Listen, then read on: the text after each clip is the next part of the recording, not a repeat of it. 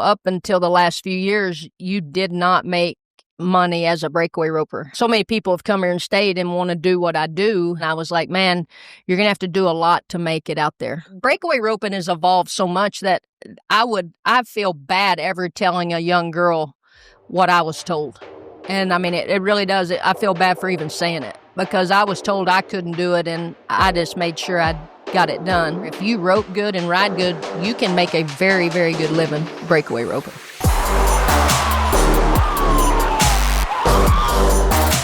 Welcome back to the Let's Freakin Rodeo podcast presented by Boot Barn. Today we talked to Lari Dee Guy. We're talking about a legend, pioneer of the sport. Breakaway roping is the biggest growing sport in rodeo. Already really one of the biggest events that there is. She's a clinician, horse trainer, honestly just a badass. So 8-time world champion, has had world championships in head and heeling, calf breakaway, roping. 2-time national champion breakaway roper. She's trained some of the greatest breakaway ropers to ever live. So yeah, a lot of fun to get to sit down and talk to her. We didn't get her to wear our Let's Freakin Rodeo shirt. She was wearing Rope Like a Girl, but that don't suck either. So. Yeah. Let'sFreakinRodeo.com. Get some merch. No G. Support. It's Let's Freakin with an N, rodeo.com. Check it out. We got the new caps, new drop. The shirt's not on there yet. Let us know if you like it. Like, comment, subscribe, and thank you for listening. See you in the podcast. You got your game face on? You ready? I'll be ready. All right, Miss Lari Dee. I'm going to start reading off accomplishments. Tell me if I miss any because there's quite a bit we got to get through. So, off the top, 8-time world champion, 2-time college national champion breakaway roper, WPRA world champion heeler, WPRA world champion header, WPRA world champion all around. Okay. Have I missed anything off the top right there that I should have got? I don't keep up with it much. I'm just thankful for all of them that I get. So I don't keep up with it much. You in 8 world titles. You were 3 years old whenever the first breakaway world championship was given away. What does it mean to you to see where breakaway has come and how far it's going? Well, so many people, they don't realize that breakaway roping, they were given world championships when I was 3 years old. I mean, they were given them in 1974, and they think breakaway is just this new event, and it's not. I mean, it's been around for 50 years, and, watching where it's come and how all the young girls have gotten where they rope. So good. I mean, everybody. I mean, the young, you guys. I mean, I can remember when you were a little kid, but I mean, the girls and the guys, it's evolved so much, and watching it, it's just amazing to see where it's gone. Mm-hmm. Tell me, there's a lot of people who played a role in the evolution of breakaway, but you were one of the big factors talking about, NFR breakaway roping. Don't be humble. Tell us how it was.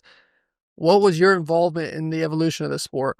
Well, I am humble, but, like I said, it started back when I was 3 years old. The women that I looked up to, Roy Cooper's sister, Betty Gale Cooper, or I should say, Betty Gale was his sister, but, from people like that, even Super Looper looking up to Roy, as the men looking up, and growing the sport. When I was a kid, J.J. Hampton and I were the same age, and she was the gunslinger and I was the catcher, and I can't take credit for, evolving breakaway roping, but I've done schools my whole life. I started doing clinics when I was 17 years old. Bob Doty hired me.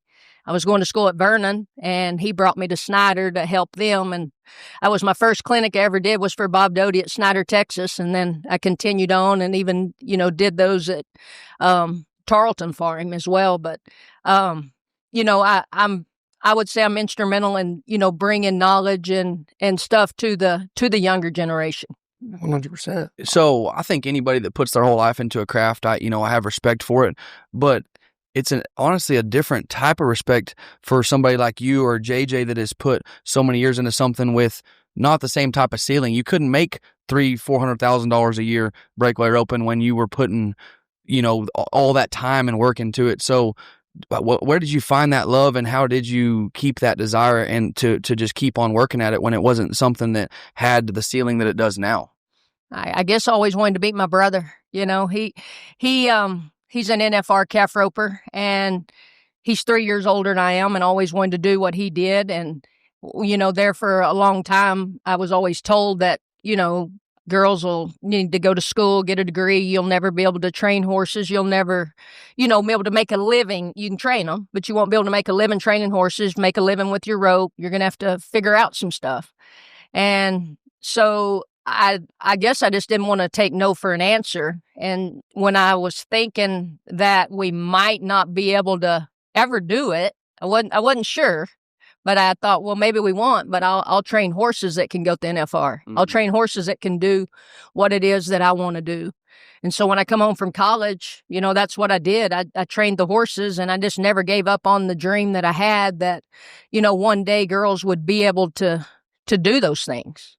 And so you are going to jackpots or WPRA events and then training horses on the side. That's your 9 to 5 job for all them years. Yeah, more or less. We worked here on the ranch. I was very fortunate. When I say I worked, I didn't have to work a lot. I mean, my mom and dad provided very well for my brother and I, and we had major opportunities.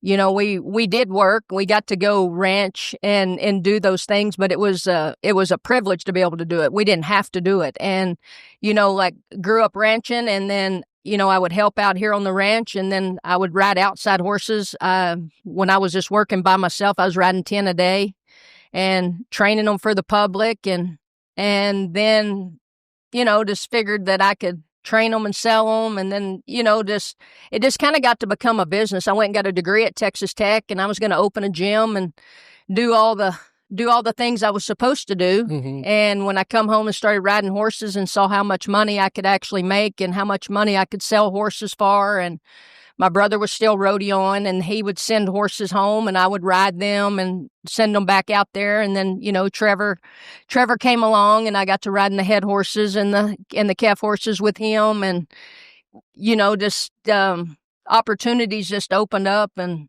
man, I had a blessed life. I mean, I still do. I mean, I get to do what I love every single day. I mean, not everybody has a job that, you can give back and help people and train horses and do what you love every single day. I mean, you kind of skimmed over that, but I want to highlight the fact that the king of the Cowboys, Trevor Brazile, greatest of all time, trusted you to train horses, his personal horses, and to go into business deals. I mean, tell me if I'm wrong, but that's an amazing accomplishment just in itself, to have the king of the Cowboys trust, with his horses. Everybody knows he rides the best horses. I mean. Oh, yeah. But, I grew up. Trevor was probably 10 or 11 years old the first time I met him, and I'd look up and my horse would be gone. He'd be over there spinning my horse around, or take my rope off my horn of my saddle and be swinging it. He grew up, younger than me. I think Trevor's maybe 8 years younger than I am. And, he was a young kid, and I mean, he looked up to me as a older girl for some reason. And, and I said, the roles changed, as he evolved. It's like, when I look at Trevor, I look at him as like my friend and like little brother or whatever. But when you look in the big realm of things of who Trevor Brazile is, it's like, wow, people wait their whole lives to meet that guy. You saw, like you said, Roy Cooper in his heyday, all the way down to like Riley Webb. I mean, what's your thoughts on the sport as a whole, on the evolving of it? I mean, obviously I know that he was amazing. He changed the sport a lot, but what's your thoughts on calf roping and how it's changed? Well, Roy Cooper changed roping, period. For women, for men, for whoever. He evolved calf roping. My dad was a very good calf roper and got off the left and ducked under the rope. Roy Cooper come around and gets off the ride, holds his slack, and, they're tying them in 10 or 11, and he's tying them in 8 and 9. I mean, he evolved the sport for everyone. And, before I was ever a breakaway roper, I was a tie-down roper. That's what my brother did. And I tied them down every day, with my brother. And, I wanted to hold my slack and get off the right. And, I wanted to wrap my hooey, and I wanted to do all the things Super Looper did. And, I still watch films of Roy. I watch him, I'll watch you guys out there and, how fast you've gotten and how you do things. And then I'll watch how he handles cattle on the ground and how big they were and how he sat down on them and they didn't kick, and like all the things that he does that you guys, I know you learn from and continue to learn from. So you got Roy Cooper in the calf rope, and you got Lari Dee in the breakaway. how fast has the breakaway gotten, and what do you do to keep up with you're winning at this level, which I've seen breakaway in the last 5 to 10 years, how much faster it's gotten. How do you stay on top of the game and still win at such a high level? Well, I don't know if I do, because a lot of things have changed in my life. Like, roping is not my priority anymore. But being able to compete with them, it's just the basics have never changed. It's just doing it at a little faster pace. And, once you know how to score and once you know how to rope, if you can hit the barrier and you know how to rope, then you can get it on them whenever it presents itself, But, it's so funny, like how you say it, to watch even 5 or 10 years ago, you went to a jackpot, and you went to a 4-head jackpot, even for you guys, I'm sure. And you could kind of make a mistake a little bit on one and get right back in the roping and possibly even win it. And to this day, right now, you go to a jackpot, you make any mistake, you don't even place. Like I made a mistake at Guyman this week, and I was fortunate to win 8th. And I still catch the calf and make a good run, but I missed the barrier and didn't get it on. And, you go from winning 3rd to 2nd or 3rd to winning 8th. That's just how it is. It's evolved a lot. Do you think it's getting so much tougher and faster because of the money and the opportunities and people are taking it seriously at a younger age? Or do you think that just the fact that that's just that's how life is? Why do you think it's getting so much faster? Well, technology, knowledge, watching these kids have the opportunities that they have to go to these high pressure events. I never went to a high pressure event except Barry Burke's roping. That was the biggest roping that there was. I went with the older women when I was younger to a roping that they had at Smith Brothers, but you didn't have like high pressure situations, and today these kids have high pressure situations every day. Every week, you can go to one where they're playing loud music, and it's amazing how it's evolved even like that. And these kids are ready when they turn 18 years old to go out there with you guys. Or us. They're ready. They're more ready than we are. They are. I'm just saying, if I had a daughter, she was in elementary school, middle school, there's 2 swings and throw it every day. Every day, we're just gonna bomb it because these. At the American this year. Oh, yeah. It's extraordinary. There's all 3 1-second runs, it seemed like, in the final 4. That was amazing to watch. It was spectacular to watch. And I think that's what's so cool about breakaway roping. And, one of these days, it should be at the NFR. It should, because just like you said at the American, that was electric to watch. Mm-hmm. The final 4, it was electric to watch. And, those, like I said, the girls have paid their dues. They've been given World Championships for over 50 years, so it's not like it's a new event, so I think it's pretty cool. And, I don't know if I'll ever get to do it, but I want to do whatever I can do to help these young girls to be able to do it. You're getting down to the nitty gritty. That's on my list of questions. Uh-huh. You got heated quick. What do you got to do? What do we got to do? What's that? Is the breakaway going to go into the Thomas and Mack? I don't guess it will in the next 4 or 5 years because of the contract that got signed. But, I think that there's people out there that could put it in there if they wanted to put it in there. And why it's not in there, I have no idea, because I've never heard anybody say negative things about it. And maybe they don't want to say negative things in front of me. I don't know, but, gives more girls out there on the road for Ty. Just saying. Adds, more women to the sport. Having another women's event. I'm just saying. I'm going to clarify, Ty stays away from breakaway roping. Well, Hey, y'all, we're going to take a quick break from the podcast to tell you about our presenting sponsor, Boot Barn. Boot Barn's mission is to feed America, build America, and protect America. I don't know about you guys, but that's the type of company that I want to be associated with. For me, when it comes to birthdays, Christmases, it's pretty simple. Boot Barn gift card. You know why? Because everybody that I know can find something they need at Boot Barn. Might be even something you didn't know you needed. With over 450 locations nationwide from coast to coast, Boot Barn has you covered. Get you some boots, comfy shoes, pants, shirt, cap, cowboy hat, shades, whatever you want. Boot Barn will take care of you. They sponsor over 600 rodeos across the country. So I like to support the people that support what I do and love, and I hope you do too. Thank you to Boot Barn, and thank you to each and every one of you for listening. Let's get back to the podcast. No, there's adding more, adding another women's event to rodeo, I think is a big plus. Say I haul with Jackie a lot, and Jackie's got 2 kids, a family. I mean, you go to the rodeos, you're going to spend money. You're going to have to go to the grocery store. You're going to take the kids to do things. I mean, adding women to rodeo is value, and I think bringing them to the NFR and, some of the biggest fans are women in rodeo. I mean, they're the biggest fans. And so you add another women's event, you're going to just bring, I feel, more fans, to the rodeo. Talk about fans. If you've been to San Antonio Rodeo and heard them for that JJ Hampton, that's unreal. I mean, that's... Oh, man. Like, and she's so electric. Like, she brings the fans. Like, she brings the fans, and I love it. I love it so much. People would pay double to come see her after, she's been there, I guess, since when, 2022, coming. And fans come, and when they see that purple hat, they're pumped. They know. I'm telling you. It's true. She's electric every time. And she's pumped for them. Yeah. When you, I want to backtrack. You kind of skimmed over it.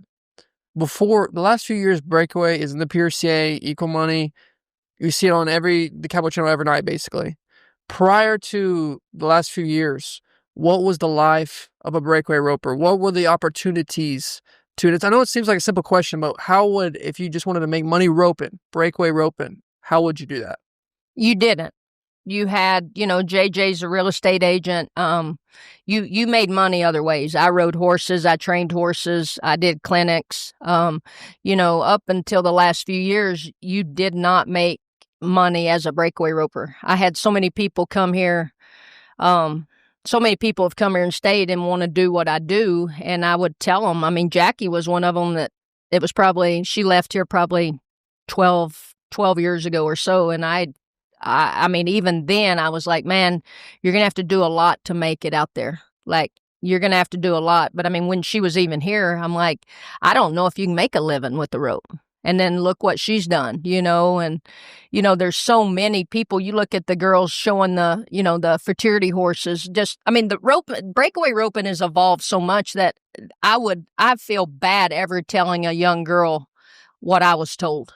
And I mean, it really does. I feel bad for even saying it because I was told I couldn't do it, and I just made sure I got it done. And then watching now, it's something that's so simple to do anymore. If you rope good and ride good, you can make a very, very good living breakaway roping. There's a lot of questions that are flooding my mind. First question, breakaway horse. It seems like the harder they stop, the faster your time. Is that just an oversimplification? What makes the great breakaway horses?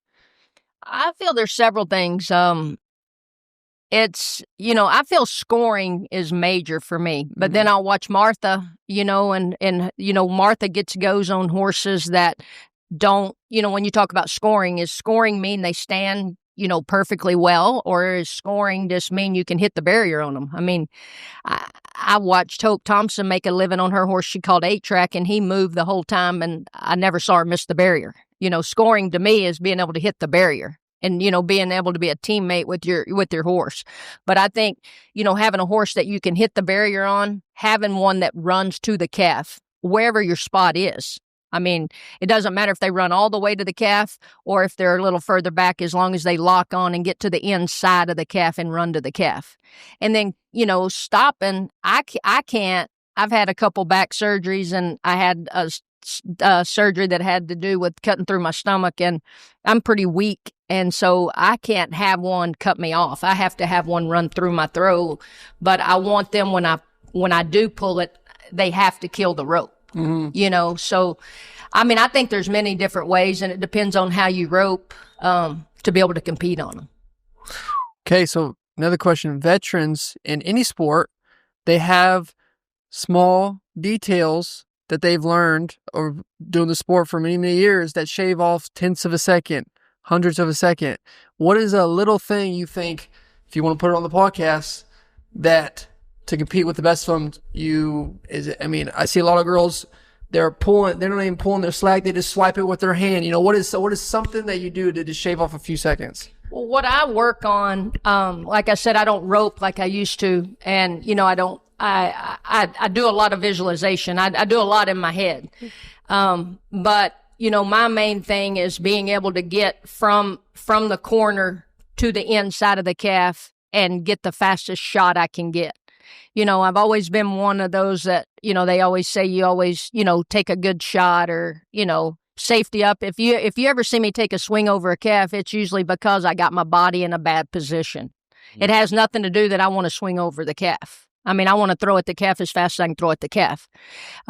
So I feel like what helps me to be, you know, 1.7, you know, 1.8, 1.9, all of that is being able to get from the corner to the inside and have a swing over the chute where I can see the calf right there to rope at him. Because if I can see it and my body's in a good position, then all you have to do is rope. Roping's the easy part. Putting the rope around a calf's neck's really simple. It's just doing the little things that make the difference. And that's where I work on in my mind getting better. That's where I messed up at Guyman. I mean, I should have been, I should have been 2.6 or less on that calf, and I'm 3.9, you know, but I did a bad job at the, you know, getting gone. You know what that sounds like? The fundamentals. Yeah, fundamentals. And when you keep saying the inside of the calf, just for some of our viewers, are you saying crossing over your horse? Yes. So, I mean, when you come across the line and you break across the barrier, you want to get your horse crossed over to the inside. Where you can keep seeing the calf, you know, start seeing the calf on the right side right away. Gotcha. And, you know, anytime your horse is to the inside and framed up to the inside, then you're not roping around anything. Mm-hmm. And, I mean, anytime you can do that, it just shortens the distance. Josie Connor's one of the best, you know, at watching how she gets to the inside and gets it on them right there. You know, and you watch some of the best ones that ride across the line, you know, get the starts and ride across the lines. They don't reach a lot. I mean, reaching's great. I love to play around reaching, but, you know, if you can catch the calf just as fast as anybody else and get yourself in a position to do it, then why even have to take a chance, you know? And honestly, I mean, this is my observation. I think there's the elite from the rest of the pack. It's literally just they're good ropers. I mean, really, there seems to be a big drop-off in just the ability to catch the calf, ride your horse to the spot, and rope. I mean, it's just a roping contest at the end of the day, but you can see, like, there's the elite group of y'all, and then the rest of the pack. And it just seems like the elite group make it easy. Yeah. It looks easy. That's why you think they're the elite group, because it just looks easy for them. You know, the ones that you might not think are the elite, it looks hard for them. Well, it's the little things that make it hard. It's not being able to rope. I mean, I teach roping all the time, and I watch these young girls walk up and rope the dummy, and I'm like, man, these kids rope. Mm-hmm. They get on their horses, and their horse sets up, ducks off. Their horse moves in the box, and they run them 3/4 of the way and have to take a bad throw. I mean, there's the basics, you know, if they're not getting the small little things done, then it makes the roping look very hard for them. And I watch them rope the dummy, and it looks very easy for them. So if they could do the little, you know, change the little things, it'll make a big shift, you know. All right, we're going to start a new segment. It's going to be a weekly segment called Rodeo for Dummies, presented by Shady Rays. You've heard of A, B, and C and blah, blah, blah. We're not here to talk about them sunglasses. We're here to talk about Shady Rays. They're built to last. I'm talking about tough, partner. Shady Rays is an independent sunglass company that makes high-quality sunglasses that rival even the best companies. We're talking about good shades that ain't gonna break your bank. You can afford them. Their double frames and crystal clear optics will stand up to arena lights if you're open, and basically any condition you put them in, they'll stand up to the test. And we're talking about a wide variety with Shady Rays. Talk about any sort of selection, colors, whatever you want. Shady Rays has something that you will want to wear. But here's the best part. If your shades go MIA or they break, they have a lost and broken protection plan that will get you covered from day one. And Shady Rays has a great team behind them that provides fast support when you need it. Exclusively for Let's Freakin' Rodeo listeners, you can go to shadyrays.com for 35% off. Use the code LFR35 to get your glasses. Polarized sunglasses brought to you by Shady Rays. Thanks for sponsoring the segment. This week, Rodeo for Dummies, Ty, Today, we're talking about the barrier. You want to talk about the barrier? It almost gives me a little PTSD, partner. Yeah, you've had heck with that thing in the past. It's such an important part of the run. Pivotal. If you're not close to the barrier, if you're not almost perfect, you probably aren't going to win much in any timed event, really and truthfully. Bulldog, team rope, calf rope, breakaway. An inch too soon, you break it. An inch probably late, you're late. And what happens if you break it, Cole? Plus 10 seconds. 10-second penalty, which is pretty much like disqualification, really and truthfully. You're basically disqualified. You ain't win nothing. Yes. So let's talk about the contraption, okay? It is a cotton string. I'm just going to start going. You correct me when I'm wrong. There's a cotton string attached to a barrier rope, a bungee cord rope, and the cotton string attaches to the chute, okay? Right here. It's also connected to the neck rope. There's a neck rope around the calf. There's 2 foot under barriers, 3 foot under barriers, 4 foot under barriers. And when he says under, you're 100% right. But when he says under, it means that is how many feet under, how many feet less than the box the barrier is. So each rodeo has a different length box and different width. So at a 2 foot under rodeo, you're looking at, let's say we have a 16-foot box and the barrier's 14 feet. That's 2 foot under. You know what I'm saying? Sure. So each rodeo though is different because the width of the box, then the start's going to be a little different. The chute, a pre-foot chute, the start's a little sharper than it is at other places. I'm trying to make this simple because we're talking about Rodeo for Dummies segment. Long story short, you can't be early and you can't be late or you ain't going to win jack. So when someone breaks the barrier, the calf doesn't get out far enough. The neck rope is still attached to the calf because when the calf, if you get out, the neck rope will also break away. It has a little breakaway feature. It's also cotton string. Cotton string. But you want your horse's chest to be hitting the barrier at the same time that calf is hitting the end of his neck rope, and that means that you're as close as possible that you can be without breaking the barrier. You're as close as possible as you can to that calf or that steer to finish your run. And so if you break the barrier, the cotton string on the barrier, the bungee cord breaks. And here's a question for you, Ty. Has there been times when somebody is so close to breaking the barrier, but they don't, and it affects the next guy after him? That cotton string could be frayed almost. 100%. There's so many things that go into it. I mean, yeah, 100%. I mean, there's so many things that go into it. I'm going to try to keep it simple. But, yes. And if you rope if I'm at the rodeo though, and I'm watching Cole Harris and Marty Yates and Riley Webb get perfect starts, then I'm start anticipating mine and it makes me break the barrier. It's so mental and it's so much focus on the horse that you're riding on how you're going to anticipate and see the perfect start to give yourself the best chance to win without breaking the barrier. You have to be aggressive, but smart. Breaking the barrier is pivotal for every event, especially breakaway. Lari Dee talked just a while ago. This is why we're doing this segment, Rodeo for Dummies, because she talked about the most pivotal point for her in a horse is one that scores good. When the term score means that they are so cool, calm, and collected back in the box, they're going to sit there, and when I drop my hand with the reins to make him go, he'll go. If he doesn't, he won't. Well, it's interesting because Lari Dee talks about it's not necessarily how good they stand, it's how good they leave right when you ask them to. It's how good your connection is with your horse that when you want them to leave, they leave exactly on point and on time and go exactly where you want them to be, because the closer your horse breaks to the chute, to the pin, the better so if your horse breaks to the middle where the flag is, then it puts more pressure on the barrier and you have a better chance of breaking it. You can get more stretch out of a barrier when you get your horse closer to the chute, to the pin right there. Yeah, interesting. Which is very interesting. I know we're getting deep, but stick with me, people. It's interesting. Breakaway roping. Breakaway roping is so fast that it's, you look at breakaway roping and steer wrestling. Steer wrestling, you don't have a rope. Okay. Yep. So you have to be right on the barrier because you don't have a rope to make up for being late on it. Okay. Yep. So you have to be, that's 100%. Probably the most pivotal, I'd say, because you can't make up for it with a rope, right? Yep. Breakaway roping, you don't have a heeler like the team roping, and you don't have the chance to get off your horse and to go flank and tie it to make up time like the calf roping. So the breakaway is right up there with steer wrestling on the most pivotal to be close to the barrier and right on it perfectly if you want to get a check, because It's so fast. What do you have to be at most rodeos? Anywhere from 1 to 2 seconds to get money, and it's tenths of a second. If you miss it at all, you're not going to win jack. We hope y'all learned something. If there's any new people in the audience, new listeners, we hope this helped you learn a little bit about the barrier. When you're at your next rodeo, pay attention, see who goes at it, see who pulls up a little bit, it's a little nervous. This segment was presented by Shady Rays. Get your glasses, LFR code, use code LFR35 for 35% off your glasses. Thank you for listening.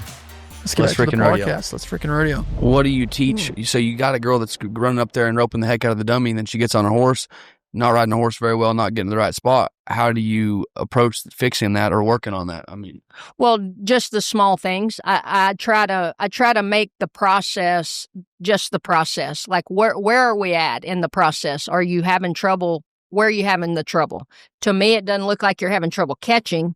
It looks like you're having trouble getting your horse to this position, or it looks like your shoulders are dropped, or your hands too far in front. Like there's things that if you would adjust these small little things, then the roping will take care of itself. The outcome will take care of itself. So I just try to work on them and work on the small basics, because to me, basics are basics. Mm-hmm. You just need to do basics better than everyone else. So if you can just get it down to the basics, you always have something to go back to, and then you always have something to get better at. So, basics are basics. You watch Michael Jordan play basketball. I mean, he did basics, but he just did them way better than everybody else. Do you when you approach practice, I love getting the mindset of the greats. So are you thinking about multiple things? Like, let's say you're coming to practice spin right now and you're getting ready for the finals, for the NFR, and you're 30 days away. Are you thinking about a lot of things? Or are you thinking about just going and making runs? Or are you going to work on one particular thing? I mean, what's your mindset, or how would you approach your practice? Well, they say that if you have one thing in your mind, you got about an 80% success rate of hitting it. If you have multiple things, it's 50% or less. So, I mean, on stats, I want to just have one thing in my mind. And so, like I said, making one little change can make a huge difference, So I do I visualize a lot, and I feel, I don't want this to sound bragging, but I feel that I'm a very good coach to myself. I work on what I need to work on. And if I'm not doing it, I'll dang sure grab my collar and say, listen here, like I told you to get this done, but I'm going to tell myself all the good things that I do, because I feel I do a lot of good things. I mean, there's things that I do that are really good, and there's things that I watch, some other people do that, like, man, I need to get that done. I need to make sure I get that done. And then that's what I work on. And if I was getting ready to go to the NFR, I would want to do what would make me see the calf and be able to throw in 2 swings. I want to be able to get a swing off before I hit the barrier, and I want to be able to throw in the next one. And if it's not there, I just want to keep everything the same and be able to go rope the calf and get him knocked down and come back to the next one.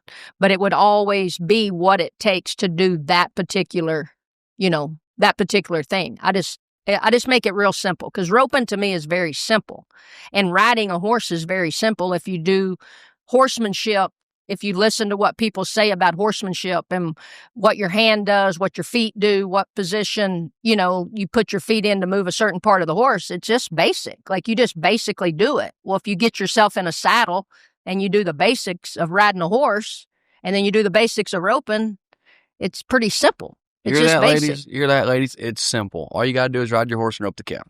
That's it. That's it. That's it. Sometimes it feels a lot harder than that, Lari Dee. I make it very hard.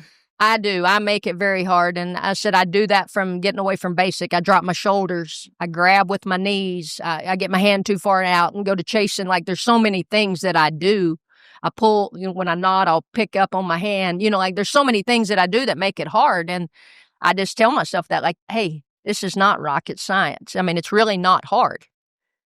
Just do the basic and it's going to be simple, Mm-hmm. What do you, when you're you're practicing and you're working on stuff, are you only feeling it? Or are you feeling it and videoing it and then going and studying it and then going back and working on it? How do you coach yourself, grab your own collar, like you said? Both. And I have people tell me, I want to know what they see. Mm-hmm. I mean, because I have so many people that come here that rope great. Mm-hmm. Like, so many people that rope better than I do. But they'll come here for me to watch.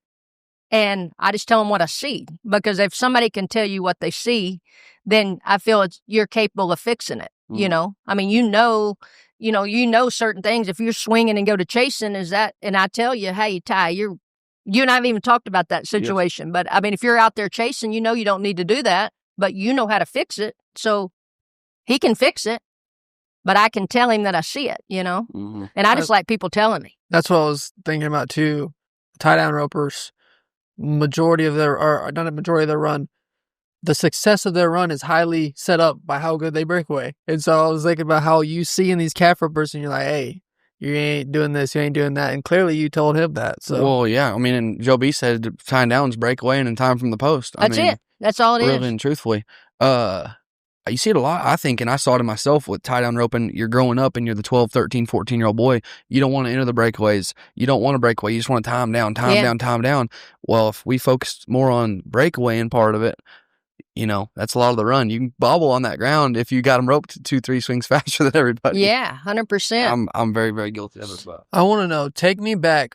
Again, we're brushing over some of these huge questions, so forgive me if we're kind of circling back, but the first weeks of equal added money breakaway, were you just like, oh, we're going to be rich? Like, well, tell me back to that moment when you're like, I'm entering up in the first rodeo. Well, and I want to clarify that there's not, so it's different. We're going to talk about that too, about WPRA being a different entity, but also H Rodeo, it's kind of almost felt like a waterfall almost to me. You can tell me if I'm wrong with breakaway, because it's not like set. Every rodeo don't have to have added money, but it's like a big one falls and gets added money, or not falls, but big one goes into added money. Like Houston comes and then San Antonio comes, and some of them right now still don't have added money. They might have breakaway, but they might add 5,000 when we get 30,000 added, Right. I mean, what did that feel like though? That's a great question when you start seeing these rodeos step up and say, we're going to give breakaway equal added money. Well, some people, I don't even know how to, I don't know how to start with this, is like when they first added breakaway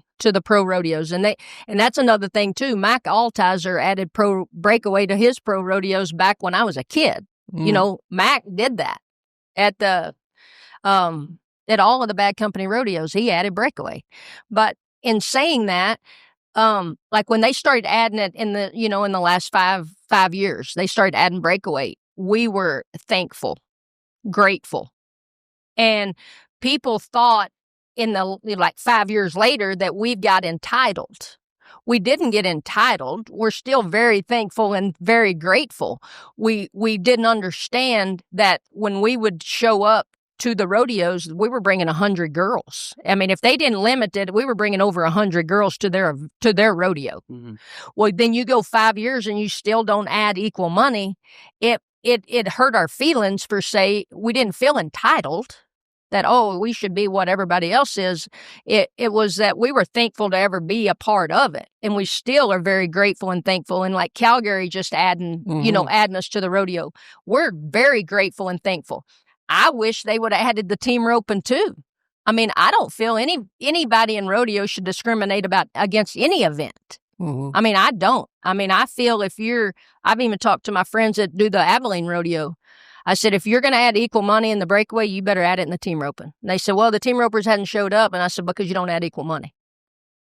So if you want to do it, let's go. Let's do it all right. And I mean, right's right and wrong's wrong. I mean, everybody knows there's not one person out there that doesn't know how much value breakaway roping brings to rodeo. So let's just do it right. I mean, it's simple, just to do it right. But we're so thankful and grateful to have the opportunity. And we're so grateful for the rodeos that just come to the plate. I mean, Fort Worth was one of the first ones that added 125,000. I mean, Fort Worth was like, let's go. Houston, San Antonio, all the rodeos that just kind of start coming around, Calgary, even the small rodeos like here at Abilene. I mean, everybody starts adding it, and then, we're grateful.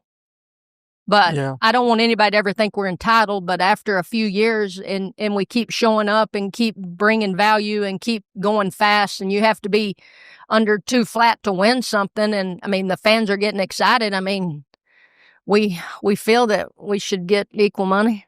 He had a great question earlier about the WPRA. I mean, but when we were coming over here, since now the last few years, the breakaways, majority of the rodeos, like I said, there's still a few getting added, but there's a whole world in the WPRA that no one really knows about.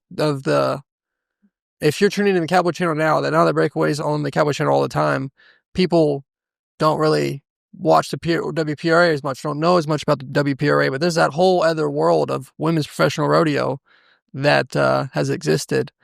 And that was also your first world championship. You were saying earlier, that there wasn't much opportunity to make money, but your first world championship was like 2008. So, well, the women's rodeo, like women's pro rodeo, not the barrel race, but women's pro rodeo, saying the bareback riding, the bull riding, the team roping, the calf roping, like it wasn't huge. It's just like women's basketball, Mm-hmm. I mean, women's soccer, whatever you want to say. I mean, women's sports wasn't huge, and now it is. But, breakaway and barrel race has kind of been the two events that have taken off because they've been added to mainstream, Mm-hmm. and same as, women's soccer, women's, basketball. I mean, now, I'm going to pay over $300 or $400 to go watch Caitlin Clark play, Yeah. I mean, I'm going to pay for a ticket, because I want to go watch, but it's just women in sports has changed so much. And I think that's how it is. And, women's rodeo you're going to an all girl rodeo. I mean, literally we might have 15 entries. We might have 15 teams. And I think at our finals, at the WPRA finals, I mean, it was like 30 something teams. But then the breakaway had 150 girls in it, Mm-hmm. and then the barrel race is huge. Mhm. But What you were telling me a story before we started about you tying down, and you can remember Clint Cooper, Brady Brock, and those boys, Hutto. and I thought that was pretty cool. So tell me about that experience. I mean, well, I said I was a calf roper, but way before I was a breakaway roper. And Ty and I were talking about it. But when I was not real young, but when I was younger, my toughest competition, they had U.S. calf ropings, and they had the 1 roping, 2 roping, 3 roping on up, and I was a 3. And the other 3s that were in my age group was Houston Hutto, Brady Brock, Clint Cooper, I don't know, Boyd Brooks. There was a bunch of those kids, and several of them, I used to beat them all the time. I used to beat them all the time. And I said it wasn't, just a couple years later, those guys are at the NFR, and they're some of the greatest ropers that's ever lived, Yeah. And I said it was so cool to watch those young kids, and me as an older woman. I mean, I was in mid-20s, and they were, young. They were under 18 years old. I mean, they were probably 13, 14 years old. They were just kids. Mm-hmm. And watching them evolve, and 4 or 5 years later, they're at the NFR, and I'm watching them and thinking, man, I wish I could do that, But when they were little kids, they were watching me thinking, man, this old woman's kicking my butt, this is crazy. Kelsey Chase, if you're listening to this, thank you for whooping my ass at Joe's Boot Shop in Clovis, New Mexico. Beat me by 6 seconds. It was a big catalyst, huge motivator, a lot of practices trying to beat you. Thank you. Tell me And kind of be careful, because she still might. Yeah, for real. Yeah, She'll still get it on. That's right. Hall of Fame inductee 2021, correct? Yeah. Yes. Cowgirl Hall of Fame. Yes, sir. What did that mean to you? I did it. I mean, that's like when you do that, it's like, man, I'm here. Like you work your whole life, you get to see all the women that have been inducted to the Cowgirl Hall of Fame. Wanda Bush, you guys probably don't know who Wanda Bush was, but she tied down with my dad, and she was little. I mean, she was little lady, and a barrel racer, great barrel trainer, great barrel racer, and great calf roper, like her, like she was inducted to the Cowgirl Hall of Fame, and seeing her as a young kid, like, wow, Betty Gail Cooper, like, so many people in so many different levels that are in the Cowgirl Hall of Fame, and going when they opened the Cowgirl Hall of Fame at Fort Worth, the new one, and being able to walk in there and see all the things, and knowing that I'm a part of that, that's like what every little girl works for their whole entire life, to be able to do that. I like that she said, I'm here. That's what It was. I mean, I walked in and I'm like, wow, like literally cried, like I'm in here. Yeah. Wow. All the legendary people, yeah, it's crazy. All those people, like you said, when you were growing up, said, you know, you need to do something else. You can't make a living with a rope. Was there anybody that told you could, or was it just you? I mean, Well, my mom and dad were very instrumental in everything that I've been able to do. And dad was, he's my mom and dad both, you know, are my biggest fans. But, you know, he was like, you know, I don't know if you'll ever get to do what your brother does, even though I was trying, you know, and they never discouraged me into doing any of it, but they wanted me to do whatever I loved and gave me those opportunities. Like I said, I would never have had to work a day in my life if I didn't want to. I mean, they would sacrifice everything to let us. I mean, my mom passed away last January, I guess. And, you know, like everything that we have is because of her and my dad, the ranch, and, you know, being able to do everything we're able to do. But they never told me I couldn't. They just said that, you know, you might need to do something else. And then when I decided that's what I was going to do, you know, hey, I'm going to just stay home. Well, they love that because I live right down the road from them, you know, and they wanted me to be home. So when I said, this is what I'm going to do, well, then they did everything to make sure that I could, you know, and provided, you know, the calves, the steers, the feed, you know, the facility, you know, helped me build this indoor. You know, they provided it all and gave me all the opportunities. You began the podcast. I introduced you as a world champion team roper. Yeah. Talk about that. Well, team roping was a big part of my career and still is. I mean, I trained a lot of team roping horses, a lot of head horses, and for a while, the team roping horses, when the World Series came along, the team roping horses made all the money. So I team rope a lot, and I trained a lot of head horses. I sent a lot to the NFR. I think Charlie Crawford rode one of them.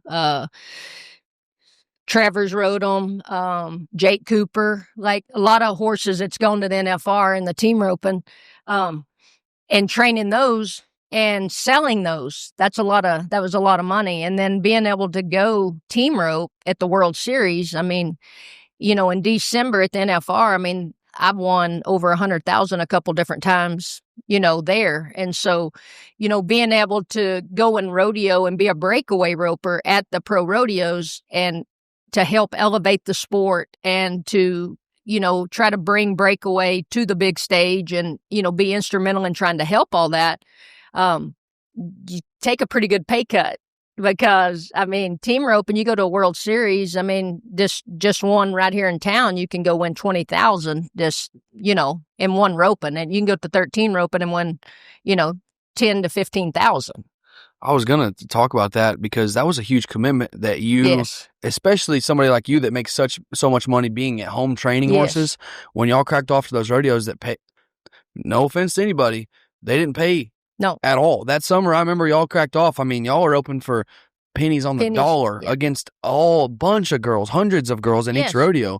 So that was a huge commitment. But I feel like, did you think you probably knew you had to make that commitment to show support for the event? I mean, yeah, I wanted to do it for the breakaway roping. I wanted to support it. I wanted to be a part of it. I want to bring it, you know, help bring it. I mean, I just wanted to be a part of it and help bring it to the big stage.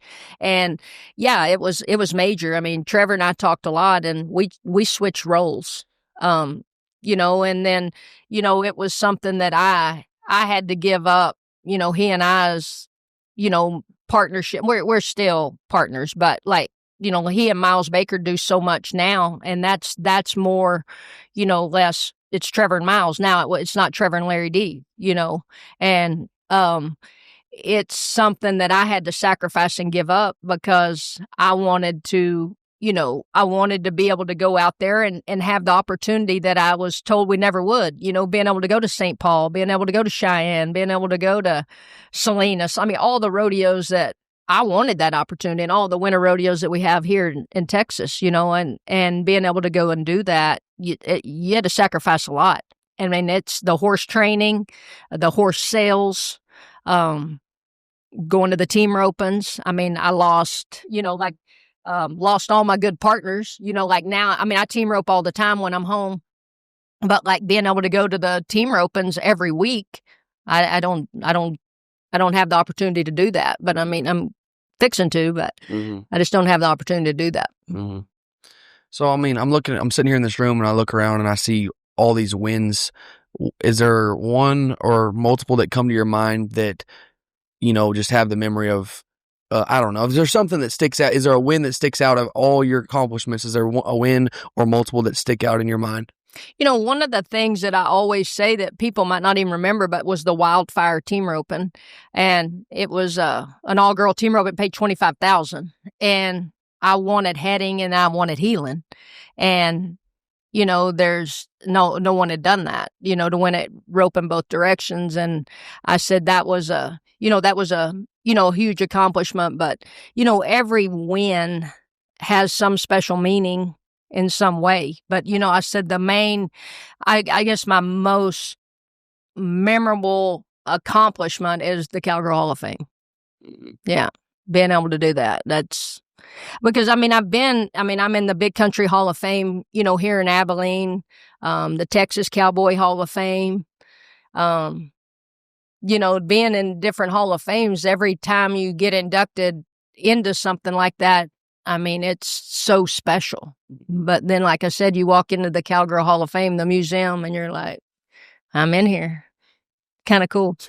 No, it's special. Special. What are some other notable Texas Cowgirl Hall of Fame names for the people who are listening? Oh man, Sherry Servey.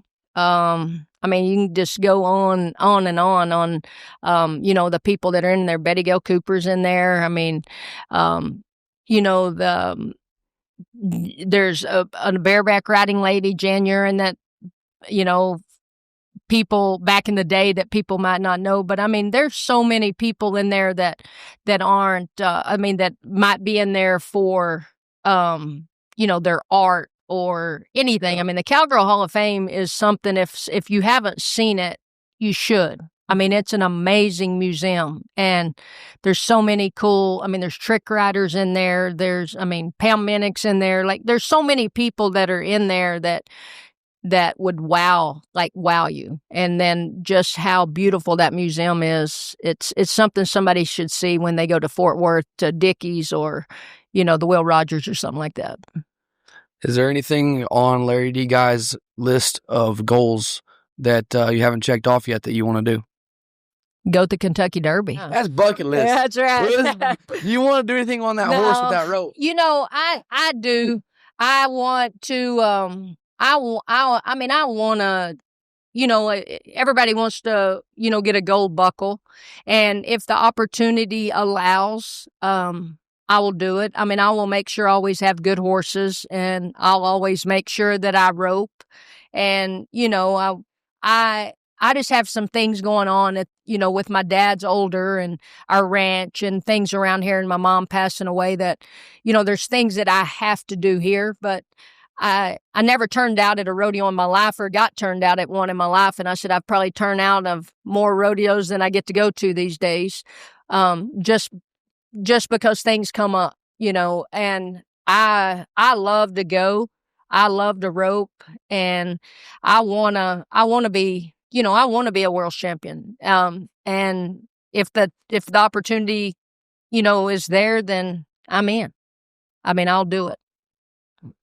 So, like you said, St. Paul, Cheyenne, all these rodeos that you've gotten to go to, is there one that sticks out in your mind that was just like a cool feeling? I don't know. Like, I love Pendleton. Is there a rodeo that was just the coolest place you've ever run a calf? There's a bunch of them, but like coming off that hill at Pendleton, they ain't nothing like it, and people talk about being scared and all the things. And I, when you nod your head and come down the hill, all fear goes away. You might be scared watching somebody, but when you back in there and come off that hill, there's nothing like it. And St. Paul was so cool to rope at St. Paul. But there's so many rodeos out there. And even, I mean, you know, us as Texans, we forget about how cool these winter rodeos are and how they treat you at Fort Worth and Houston. And, you know, like, it's just, there's so many rodeos that I'm just so thankful and grateful we get to go to.